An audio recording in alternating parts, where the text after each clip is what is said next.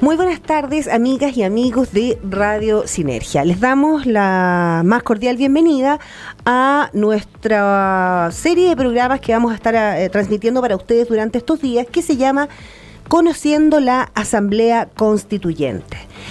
Vale destacar que este programa llega a sus hogares gracias al financiamiento del Fondo de Fomento de Medios de Comunicación Social del Gobierno de Chile y del Consejo Regional.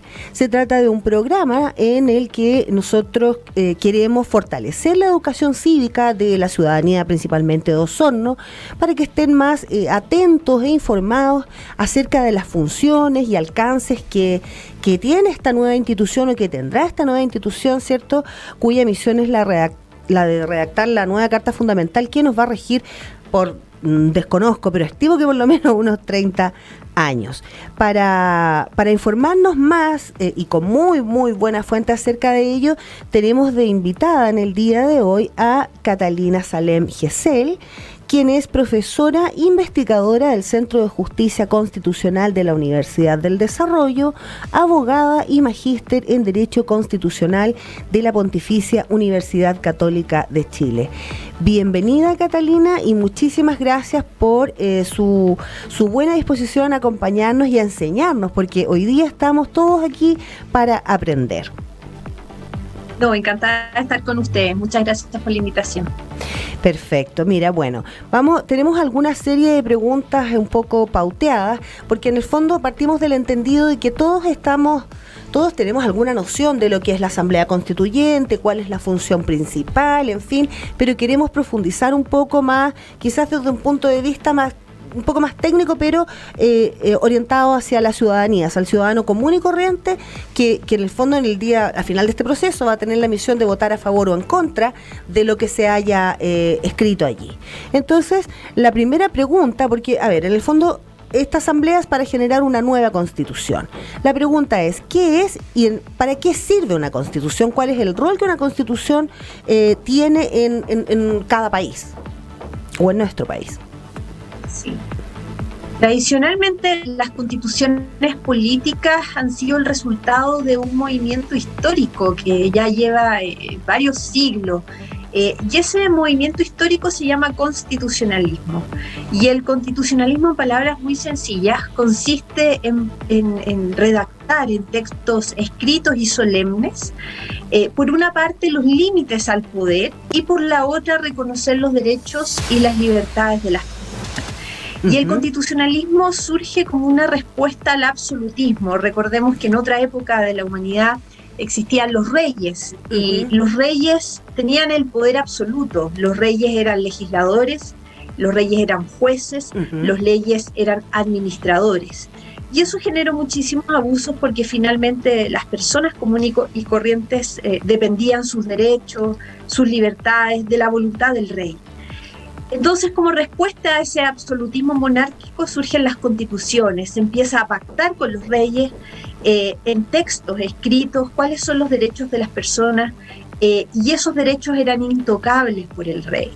Y después esto se fue perfeccionando, vino la Revolución Francesa, y se fueron también perfeccionando a nivel de los autores. Montesquieu, por ejemplo, que es un clásico, estableció la teoría de la separación de funciones, que consiste en que cuando el poder está distribuido en distintas personas, hay menos probabilidades de que esas personas abusen del poder. Y por eso hoy día en las democracias constitucionales, las constituciones políticas distribuyen el poder en distintos órganos del Estado. Por ejemplo, en el presidente de la República, en el Congreso Nacional, en el Poder Judicial, Tribunal Constitucional, y hoy día existen muchos otros órganos: Ministerio Público, Servicio Electoral, Tribunal Calificador de Elecciones, y podríamos seguir enumerando varios más que están en la Constitución. Y todos estos órganos lo que hacen es contrapesarse entre sí, se van chequeando mutuamente. Por ejemplo, el Tribunal Constitucional controla que el legislador no vulnere la Constitución, o el Poder Judicial se asegura de que la administración del Estado, que su cabeza es el presidente de la República, no vulnera los derechos de los ciudadanos. Cuando nosotros, la administración, nos desconoce un derecho, podemos ir a los tribunales de justicia y alegar para que ese derecho se nos reconozca. Cuando se nos niega una prestación de salud, por ejemplo, o cuando algún otro particular ha vulnerado algún derecho que nos reconoce el ordenamiento jurídico, un derecho de propiedad, por ejemplo, los tribunales de justicia son los encargados de resolver esos conflictos. Entonces la Constitución política marca esta cancha del poder, podríamos decirlo así, y ya también nos reconoce derechos, nos reconoce libertades que ni aún el legislador puede vulnerar, ni aún el Congreso Nacional puede vulnerar esos derechos, como el derecho a la vida, el derecho a la igualdad, el derecho a la salud, el derecho a la educación. Son derechos que están consagrados en la Constitución política y que el legislador, por cierto, tiene que desarrollarlos a través de leyes, pero tienen un núcleo que está consagrado en la Constitución que él no puede transgredir. Entonces es el principal rol hoy día de las democracias, en las democracias constitucionales de la Constitución, limitar el poder y reconocer nuestros derechos y libertades.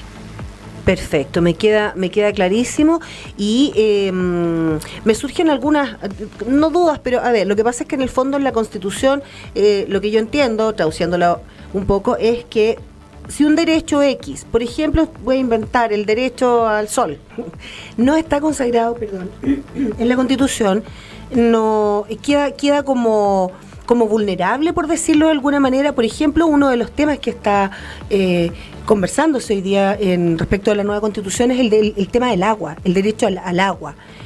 Si no queda zanjado como un derecho básico garantizado por la Constitución, ¿es tierra de nadie? Yo diría que no, porque nuestra Constitución política, la que está vigente, señala que es un límite a la soberanía todos aquellos derechos que emanan de la naturaleza humana. Es una cláusula general. Y por eso siempre cuando los profesores de Derecho Constitucional enseñamos los derechos fundamentales y comenzamos a estudiar el largo listado de derechos que están en el artículo 19 de la Constitución vigente, siempre le decimos a nuestros alumnos, este no es un listado taxativo, es decir, no es un listado cerrado. Y la misma jurisprudencia ha reconocido esto. Es un derecho fundamental hoy día, un derecho humano, por así decirlo, es cualquiera que emane directamente de la naturaleza humana. Y dentro de esos derechos está el derecho al agua. Por eso la Corte Suprema en marzo de este año reconoció a los habitantes de Petorca y de otras zonas que la administración del Estado estaba obligada a proporcionarle los litros de agua indispensables para el consumo humano, porque es un derecho que se relaciona directamente con la dignidad del ser humano. Sin agua nosotros no podemos vivir. Esto es lo que se ha denominado en la jurisprudencia como los derechos implícitos. El Tribunal Constitucional, por ejemplo, ha reconocido el derecho a la identidad personal, que no está en el texto expreso de nuestra Constitución política, sino que es un derecho que emana también de la naturaleza humana. Todo ser humano tiene derecho a conocer su identidad, y ello incluye conocer su identidad genética, quiénes son sus padres. Y esto fue a propósito de varios casos que se presentaron, en que en el Código Civil se restringía la acción de filiación, que le permitía a las personas, transcurrido cierto tiempo, demandar para saber si una determinada persona era su padre o madre. El Tribunal Constitucional dijo, no, mire, esta persona siempre tiene la posibilidad o debería tener la facultad de conocer cuál es su identidad biológica. Ahora, que un derecho esté consagrado en el texto de la Constitución política ciertamente da mayor certeza a que no esté en el texto de la Constitución política, porque finalmente cuando no hay un derecho implícito, no hay un derecho de manera expresa en la Constitución, tenemos que los abogados, sobre todo los tribunales, dar razones, argumentar de por qué una determinada facultad es un derecho que merece protección constitucional, como el derecho al agua, el derecho a la identidad personal. Entonces, que esté en la Constitución da mayor certeza, pero es de esperar que, al igual que la Constitución vigente, la nueva Constitución no cierre el catálogo de derechos, porque a medida que va avanzando la historia, a medida que vamos avanzando como humanidad, se van surgiendo nuevas condiciones que son indispensables para el desarrollo humano. Por ejemplo, el acceso a Internet hoy día resulta algo esencial para ejercer la libertad de expresión.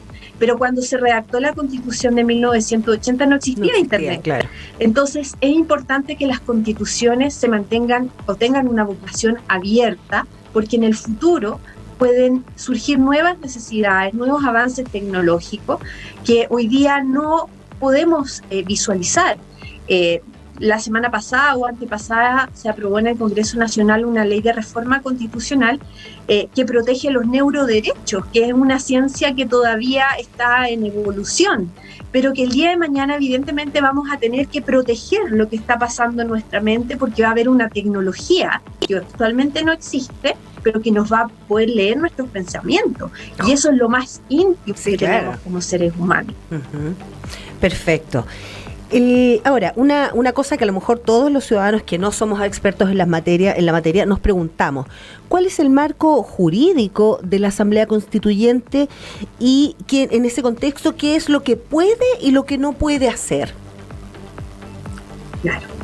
Bueno, hoy día la Convención Constitucional, que se rechazó o se excluyó expresamente de denominar la Asamblea Constituyente, y se la denominó Convención Constitucional, ya nos refleja algunos de sus límites. Porque una Asamblea Constituyente, como la que existe en Venezuela, por ejemplo, detenta todo el poder del Estado. Por ejemplo, en Venezuela no hay Congreso Nacional, o cuando empezó a funcionar la Asamblea Constituyente, dejó de funcionar el Congreso Nacional y la Asamblea asumió todos los poderes, era completamente soberana. Era como una especie de rey, solo que no es una persona, sino que es una asamblea. Correcto. Y cuando se discutió la ley de reforma constitucional 21.200, que fue la que permitió la existencia del actual proceso constitucional, se excluyó expresamente ese concepto, asamblea constituyente. No es una asamblea constituyente, es una asamblea constitucional porque, como muy bien has dicho, está sujeta a límites. Porque esa es la esencia, recordemos, del constitucionalismo y hoy día de las democracias constitucionales. La actual discusión constitucional que se está dando al interior de la Convención Constitucional es una discusión que se da estando plenamente vigente en nuestra democracia. Nosotros seguimos teniendo un Congreso Nacional, seguimos teniendo un Poder Judicial, un Presidente de la República con sus facultades, ¿no es cierto?, que le reconoce la Constitución. Y esta ley 21.200, que incorporó varias normas a la Constitución vigente, le señala varios límites a la Constitución. Lo primero, el primer gran límite es su misión, su finalidad. ¿Para qué existe esta convención? Y existe para redactar un nuevo texto constitucional que va a proponer a la ciudadanía, y la ciudadanía tiene que aprobarlo o rechazarlo en un plebiscito constitucional, en el cual además vamos a tener la novedad que va a ser con voto obligatorio. Todos vamos a estar obligados, los ciudadanos, a concurrir a votar. Ese es un primer límite. Un segundo límite es la forma en cómo se van a aprobar las normas de ese nuevo texto constitucional, y ahí el límite es algo que hoy día ha estado en la contingencia, en el debate, que tienen que ser aprobadas por los 2/3 de los convencionales constituyentes en ejercicio. ¿Qué se buscó con este límite? Que fuera una constitución consensuada entre las mayorías y las minorías, o como está compuesta hoy día la constitución, entre las distintas minorías que existen en la Convención Constitucional. De manera tal que el resultado final de este proceso sea una constitución en la cual la mayor parte de los ciudadanos se sientan representados, sientan que tienen un cobijo en esas normas constitucionales, no que sea la imposición de una constitución por una mayoría circunstancial. Porque hoy día puede existir una mayoría al interior de la convención, pero puede ser que el próximo año esa mayoría ya no exista, que sea sustituida por otra mayoría política. ¿Y qué va a pasar con eso? Que la Constitución entonces va a perder su legitimidad y esa nueva mayoría va a tratar de cambiarla nuevamente. Y así podemos estar en un eterno debate constitucional de nunca acabar, y por eso entonces se decidió que esta regla de los 2/3 iba a permitir consensuar una constitución que tuviera una perdurabilidad en el tiempo porque tenía un apoyo político amplio. Existen varios otros límites, por ejemplo, las reglas de votación, que es algo que ha estado discutiendo también la Convención estos últimos días. Las reglas de votación de las normas constitucionales también tienen que ser aprobadas por los 2/3 de los convencionales en ejercicio. La semana pasada se acordó por la convención que iban a ser aprobadas por mayoría absoluta, y eso ha generado, digamos, todo un debate, porque se está infringiendo precisamente ese límite que le impone la Constitución. Y la Constitución también dice que todas las normas de procedimiento, de funcionamiento que la misma Constitución establece para la Convención no pueden ser modificadas por la Convención, ¿ya? Por ejemplo, la Constitución señala que la Convención tiene que designar un presidente y un vicepresidente, ¿ya? Si la Convención decidiera no tener presidente ni vicepresidente, estaría alterando las reglas de su funcionamiento. Y bueno, existen varios otros límites más, pero a lo mejor ya es entrar en un detalle muy minucioso.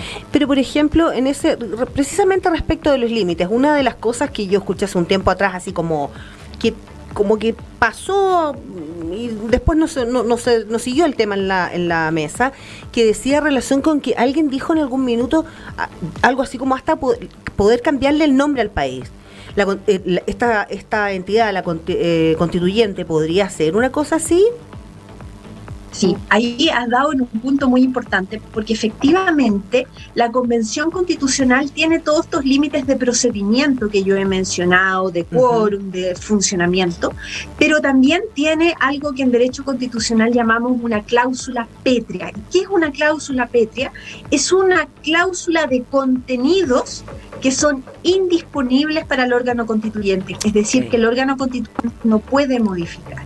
Perfecto. ¿Y cuáles son esos contenidos? Que la Convención Constitucional no puede modificar la naturaleza de República de Chile, ¿ya? Es decir, no podría la Convención decidir que de aquí en adelante vamos a ser una monarquía, sino que debe conservar la naturaleza de república. ¿Y qué significa que seamos una república?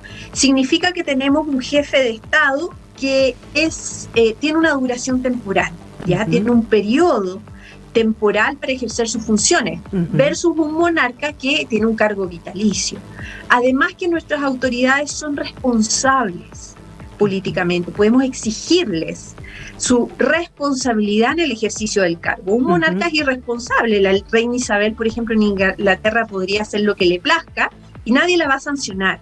Pero nuestras autoridades en una república siempre en el ejercicio del cargo puede traer aparejada una sanción, ya sea política, penal, civil, pero particularmente política. Y en Chile hoy día, porque somos una república, el presidente de la república, los ministros de Estado, los ministros de la Corte Suprema y varias autoridades más pueden, por ejemplo, ser acusados constitucionalmente. Eso lo hace la Cámara de Diputados y luego el Senado declara si son culpables o no. Entonces hay una responsabilidad detrás.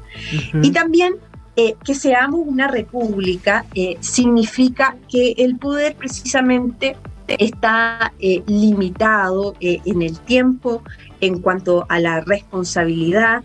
Y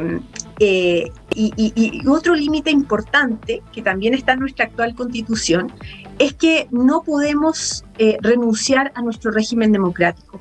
La Convención Constitucional no podría establecer un gobierno autocrático, por ejemplo, una dictadura, un gobierno totalitario, porque el régimen de gobierno es una democracia, ¿ya? Y eso tiene que quedar señalado en la nueva Constitución.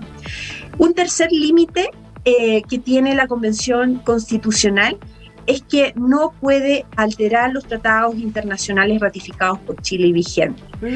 No especifica esta cláusula si son solamente los tratados de derechos humanos u otros tratados internacionales. Son todos los tratados internacionales, incluso los tratados de libre comercio, los tratados aduaneros, no pueden ser modificados por el texto de la nueva Constitución. Pero esta tiene una razón también del orden del derecho internacional, porque cuando un Estado firma un tratado internacional, se rige por las normas del mismo tratado. Los mismos tratados tienen cláusulas, por ejemplo, para denunciar el tratado, es decir, retirarse de ese tratado.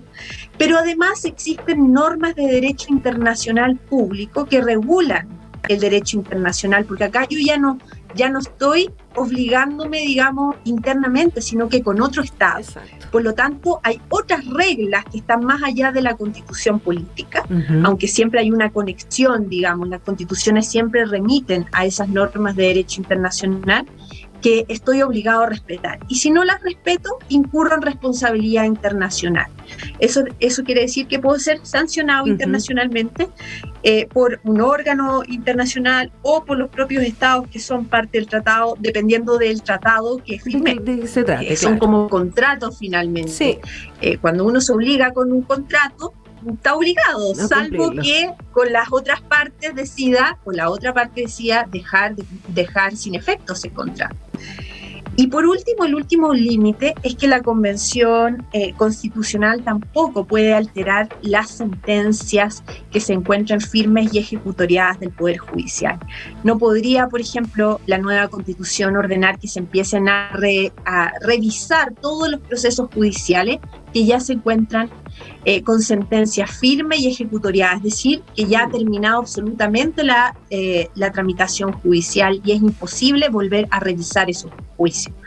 Y eso es para dar certeza, ¿no es cierto? Para dar certeza de que no estemos discutiendo eternamente un proceso judicial, sino que una vez que existe una sentencia firme y ejecutoriada, ya no se puede volver a revisar ese caso. Ya, perfecto.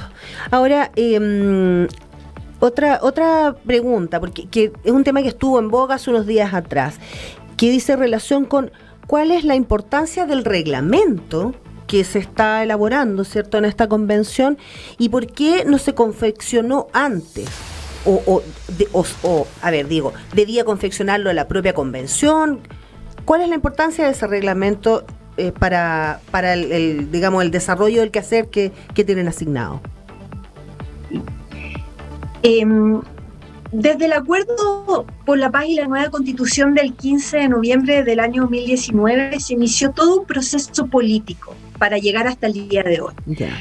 Luego que se produjo este acuerdo político del 15 de noviembre, en donde firmaron casi todos los partidos políticos con representación parlamentaria, se formó una mesa técnica que se le denominó con abogados constitucionalistas de distintos partidos políticos para que hicieran una propuesta de cómo ese acuerdo se debía traducir en normas jurídicas para luego ser incluidas en una ley de reforma constitucional e iniciar este proceso constituyente, ¿ya?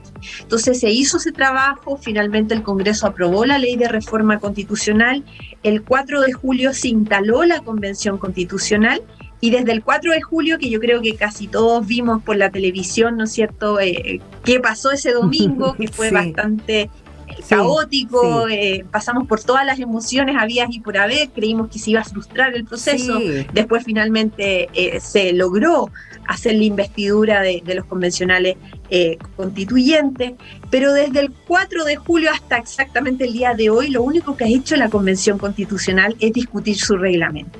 ¿Por qué no se hizo antes? Porque también cuando se discutió políticamente este proceso constitucional, se quiso dotar a la Convención Constitucional de una autonomía que le permitiera darse sus propias reglas para discutir los contenidos de la nueva Constitución. Pero reglas que, como he señalado, están sujetas a límites. No era, digamos, un cheque en blanco para que hagan lo que quieran. Porque recordemos que estamos en una democracia constitucional, entonces ni aún la Convención Constitucional tiene el poder absoluto, es un poder sometido a límites, y esos límites están en las normas jurídicas. Esto órganos constitucionales como el presidente de la República, el Congreso Nacional y la misma Convención Constitucional tienen lo que se denomina una autonomía constitucional, es decir, un cierto grado de independencia, por así decirlo, para decidir cómo cumplir el cometido que le confía la Constitución política. En el caso de la Convención Constitucional, se le confió la redacción de su reglamento. Ellos vieran cuál era el mejor procedimiento para poder acordar las normas constitucionales. Y por eso han estado discutiendo todos estos meses estos reglamentos. Y si lo hubiese hecho el Congreso Nacional, supongamos que el Congreso Nacional hubiese dicho al Ejecutivo, redáctele un reglamento a la Convención para que desde el momento mismo de su instalación comiencen a discutir los textos de una nueva Constitución, se hubiese generado un problema porque hubiese sido como una especie de pauteo de cómo tenía que ser la nueva Constitución política. Y la gracia de este proceso, el mismo sentido de cómo se generó la integración de la convención, de que está formada por muchos independientes, por pueblos originarios, por representantes de pueblo originario, era para hacer, digamos, el proceso lo más originario posible, en cierto sentido, sí, lo más de esto de partir de una hoja en blanco, de que pudieran ellos precisamente decidir cómo llevar a cabo la discusión de las normas constitucionales. Y por eso entonces ellos son los que están redactando este reglamento. Ya, perfecto. Yo no sé, a ver, ¿cómo estamos de tiempo, Carlos? Sí, vamos a ir a un pequeño corte, una pausa, y regresamos de inmediato con algunas 2 preguntas que me quedan, creo que son 2, sí, y unas que me salieron así en este minutito. Vamos y volvemos.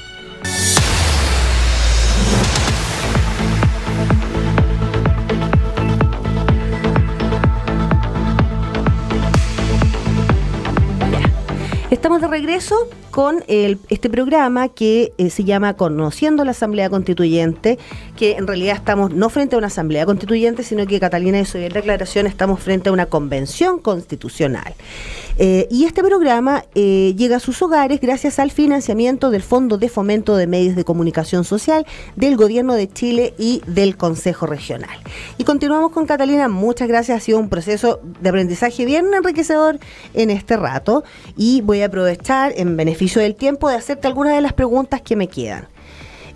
Una de ellas dice relación con cuáles son los plazos de funcionamiento y fechas límites de este proceso.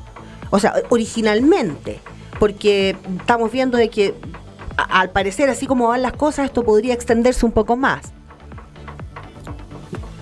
La fecha, el plazo original que tiene la Convención Constitucional para funcionar, para hacer la propuesta de nuevo texto constitucional, es de 9 meses desde su instalación. Pero la misma Constitución permite a la misma Convención que pueda prorrogar este plazo por 3 meses más. Es decir, el plazo total sería de 1 año. El 4 de julio del próximo año deberíamos tener, debería concluir el trabajo en la Convención Constitucional.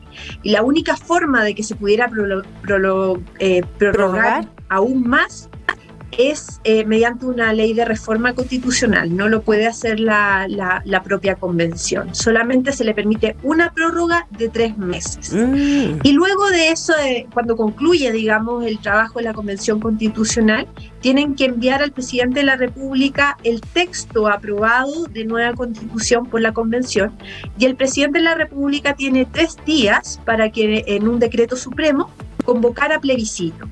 Y el plebiscito constitucional tiene que efectuarse 60 días después de esa convocatoria. Es decir, más o menos el 4 de septiembre deberíamos todos los ciudadanos estar votando si aprobamos o rechazamos el texto constitucional aprobado por la Convención Constitucional.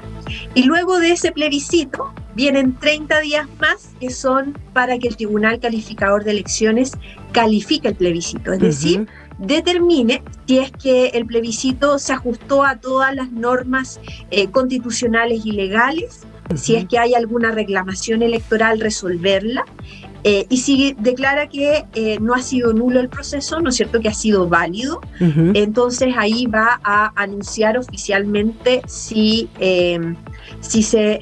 cuál fue la opción, digamos, del plebiscito ganador, se aprobó o rechazo. Obviamente nosotros lo vamos a saber el mismo día el plebiscito, que se empiezan a escrutar las mesas, y eso está en vivo, pero el resultado oficial, si es que es un resultado muy estrecho en donde cada voto cuenta, debería producirse con la proclamación del resultado por parte del Tribunal Calificador de Elección. Esos son los plazos. O sea, el 4 de octubre del próximo año deberíamos tener el resultado oficial. Ya, y ahora, si todo sale bien. Si todo sale bien, claro, esperemos que así sea. Eso significa que una vez emitido este documento, se publica ¿por qué medio? Porque ¿cómo vamos a acceder nosotros los ciudadanos a él? Sí. El presidente de la República tiene que dar la más amplia difusión, digamos, a este texto, y además, igual que las elecciones, va a haber un periodo de propaganda electoral. Todo eso también está regulado, en donde los distintos sectores van a poder hacer propaganda electoral, decir por qué hay que aprobar o por qué hay que rechazar, y va a ser muy similar, digamos, a lo que vimos a propósito del plebiscito del 25 de octubre, donde también había, ¿no es cierto?, franjas electorales, los medios de comunicación, donde se señalaba si las opciones de aprobar o de rechazar. Ya.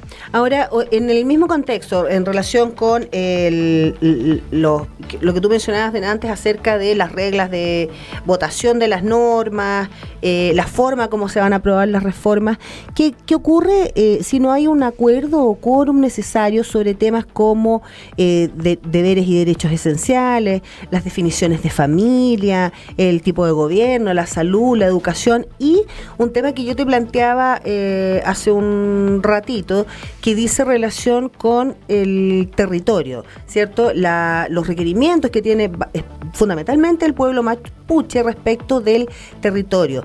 ¿Pudiera ser factible de que sean ellos reconocidos como un Estado dentro de un Estado? ¿Cómo funciona ese tema? Y cuando no hay acuerdo, no hay quórum. Si es que no se logra alcanzar el quórum de los 2/3 de los convencionales en ejercicio, se entiende rechazada esa norma constitucional.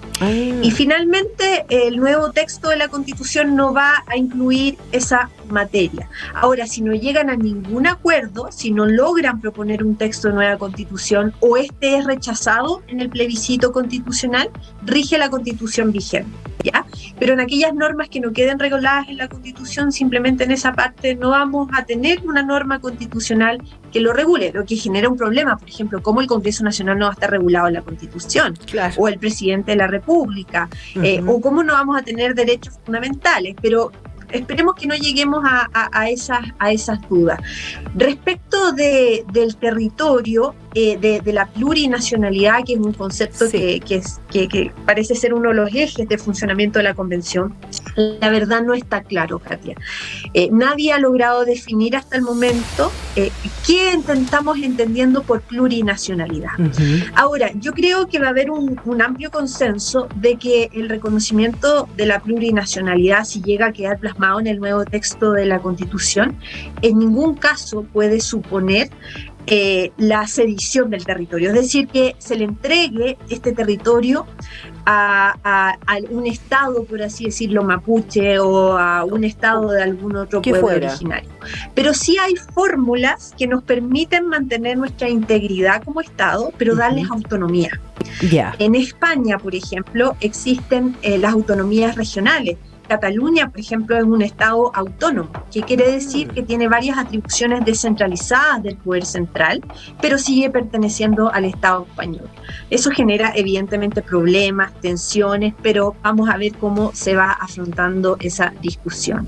Pero hay fórmulas, digamos, que reconocen autonomía a estos pueblos originarios, pero sin que ese territorio deje de ser territorio del Estado de Chile. Ah, perfecto, ya. Yo hice la pregunta porque me encontraba completamente desorientada en la materia y me parece un tema sumamente relevante. Yo creo que es un tema que, como tú dices, está en lo que es este trabajo y que esperemos que tenga una definición como la que tú acabas de plantear, que sea satisfactoria para quienes lo requieren también. Otra consulta que tengo es, bueno, tú lo acabas de responder recién de alguna forma. ¿Qué pasa si esta Constitución sale rechazada? ¿Vamos a seguir con la que está actualmente vigente por cuánto tiempo más? ¿Es posible llamar a un nuevo proceso? ¿Qué es lo que ocurre ahí? La respuesta, digamos, normativa es muy clara. Rige la Constitución vigente si es que este proceso fracasa. Ahora, hay soluciones políticas. Por ejemplo, el proceso constituyente que llevó a cabo la expresidenta Bachelet no llegó, digamos, a buen puerto. Finalmente mandó el proyecto de reforma constitucional el último día de mandato y nunca se llegó a discutir, pero es un insumo. Quizás si este proceso fracasa, puede ser un insumo importante, sus resultados, lo que se discutió en él, para que el Congreso Nacional reforme la Constitución vigente.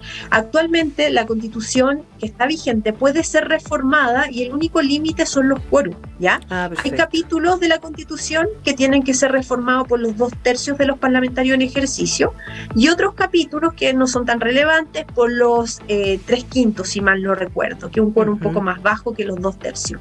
Entonces el Parlamento futuro perfectamente podría sustituir completamente la Constitución vigente mediante una reforma a la Constitución, porque no hay límite, digamos, puede reformar desde el capítulo primero hasta el último, y podría utilizar como insumo los mejores puntos, los puntos de mayor consenso del proceso constitucional. Pero obviamente, ojalá no llegara a esa instancia, porque se han invertido, digamos, muchos recursos humanos, muchas esperanzas de la ciudadanía, recursos financieros también para que este proceso funcione. Así que ojalá que los convencionales constituyentes puedan ponerse de acuerdo, que eso es lo que espera la ciudadanía de ellos, que logren acuerdos para que finalmente podamos cerrar este capítulo, tener una constitución y seguir avanzando con la historia, con el desarrollo de nuestro país, y con mayor justicia social, que eso es finalmente lo que quieren las personas y lo que esperan de este proceso constitucional.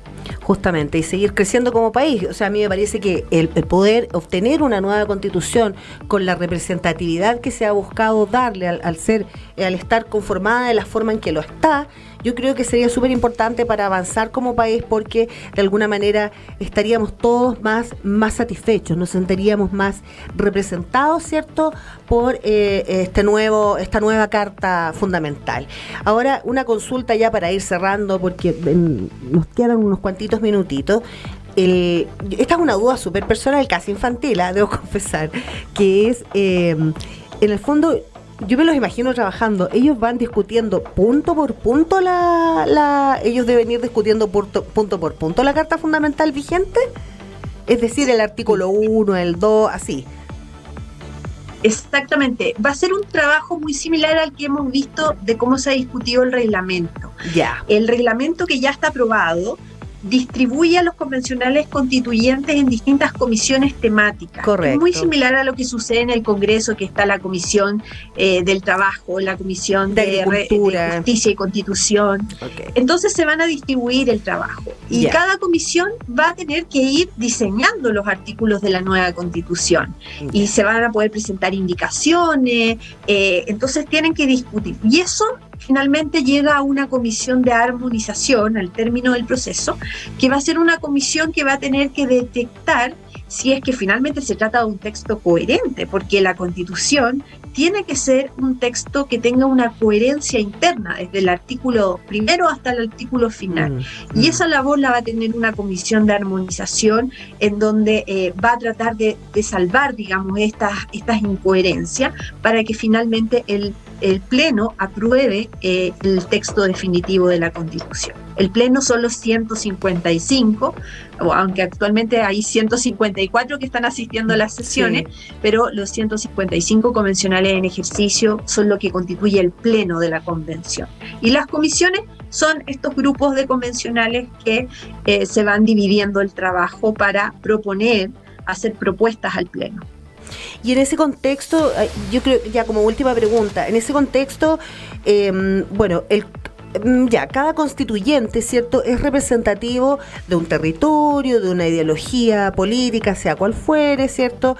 Mi pregunta es factible, yo como ciudadano, estoy inventando, supongamos que yo estoy preocupada por el uso de los espacios públicos, por inventar, yo puedo ir donde mi constituyente y decirle, ¿sabe qué? A mí me interesaría que se tratara este tema, por ejemplo. Pienso fundamentalmente en lo relativo a la descentralización, que para las regiones es un tema para el desarrollo de todas las políticas públicas. Al estar tan centralizado, a veces son como cortapisas para involuntarias, digamos, es por la estructura que hay para poder desarrollar el trabajo. ¿Es factible que un ciudadano común y corriente pueda ir a su constituyente y decirle, ¿sabe qué? A mí me preocupa esto. Sí, por cierto que sí. De hecho, los convencionales constituyentes van a tener semanas distritales, igual que los parlamentarios, que van a poder ir a recorrer sus distritos y conversar con las personas. Y se espera que hagan eso.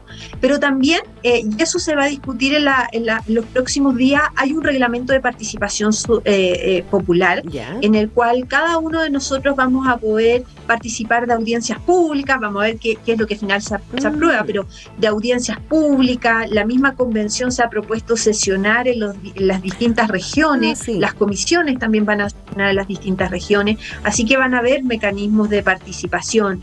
Hay una iniciativa popular de normas constitucionales en donde un grupo de ciudadanos también pueden presentar iniciativas a la convención, pueden presentar sus articulados, pueden presentar ideas. Así que yo creo que van a estar los mecanismos, eso todavía se está discutiendo, pero van a estar porque también uno de los ejes centrales del trabajo de la convención, que la misma convención se ha propuesto, es la participación popular. Y por cierto, los medios, a través de los medios de comunicación, a través de la opinión que se genera en cartas, en los diarios, todo eso, yo sé que los convencionales constituyentes son insumos que ellos también están muy atentos a esa opinión pública, a la formación de la opinión pública respecto de los distintos temas. Muy bien, me queda clarísimo. ¿Estamos ya en el tiempo, Carlos? ¿Sí? Bueno, yo te agradezco nuevamente, Catalina, tu participación en nuestro programa. He aprendido muchísimo. Agradezco tu muy, muy buena disposición desde el principio y esperamos poder contar contigo a lo mejor para otras oportunidades en las que esto vaya avanzando e ir aprendiendo, porque has sido muy clara, muy nítida en explicarnos. Así que te agradezco muchísimo. No, gracias a ustedes, Katia, por el espacio. Que tengas una muy buena tarde y nos mantenemos en contacto para informaciones que yo te voy a ir haciendo llegar respecto del programa, ¿ok? Perfecto. Muchas gracias. Gracias a ti, que estés muy bien. Chao.